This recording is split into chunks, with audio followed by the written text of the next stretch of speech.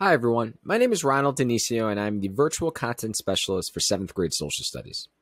In this teacher-facing video, I will go over strategies for teaching Unit 1, Day 18, the role of women. We will go over the introduction and model slides and the main learning activity for this lesson. This lesson is adapted from Grade 7, Unit 1, Lesson 12, found on page 222 of the Passport to Social Studies Curriculum Guide. The student workbook pages are on page 106 to 112. While teaching the lessons from Native Americans, early encounters, and colonial development, make sure you are having ongoing conversations about the difficulty of teaching and learning about slavery and the mistreatment of Native Americans and Africans through history. Remind students that it is not a comfortable topic for anyone, and it is an awful time in the history of our nation. You could also remind students that they may encounter terms in primary sources that we know are not appropriate, but that are unfortunately representative of words used during this time in history. And continue to provide space for students to express their discomfort and feelings of anger or distress that may emerge from learning about these topics in history.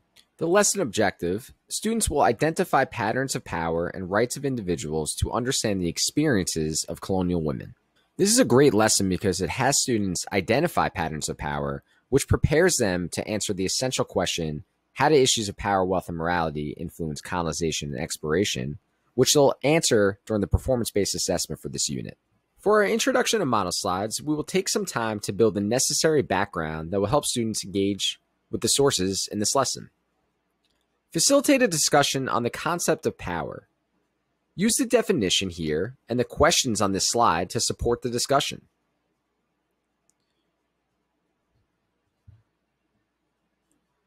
Use the table listing types of power and elicit examples of each type from the class to populate the rest of the chart. It might be helpful to have students think, pair, and share the examples of each type of power, and then come back and have a whole class discussion. Identify different types of power and ask students for examples of each.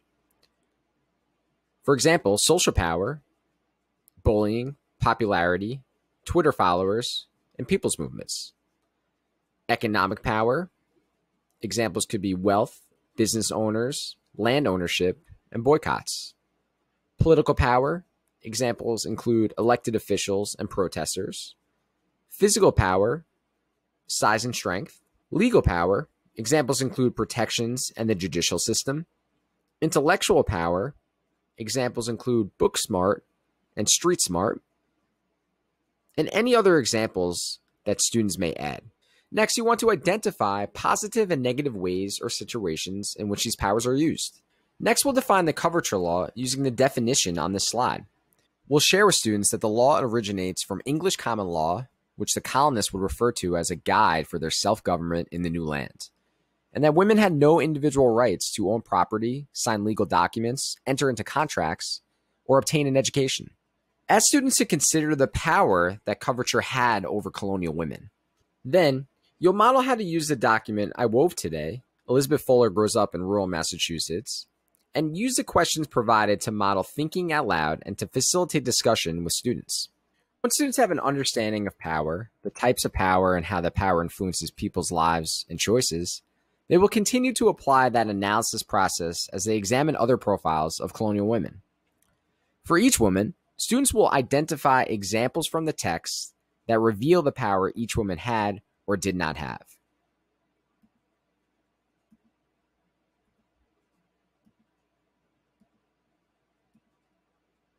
You may choose to have students read all four on their own, or you can assign independent work in groups and have students share their findings to the questions.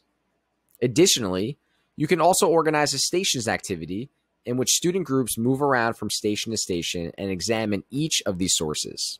After student groups have an opportunity to engage with the documents, you'll have a whole class discussion on the following questions.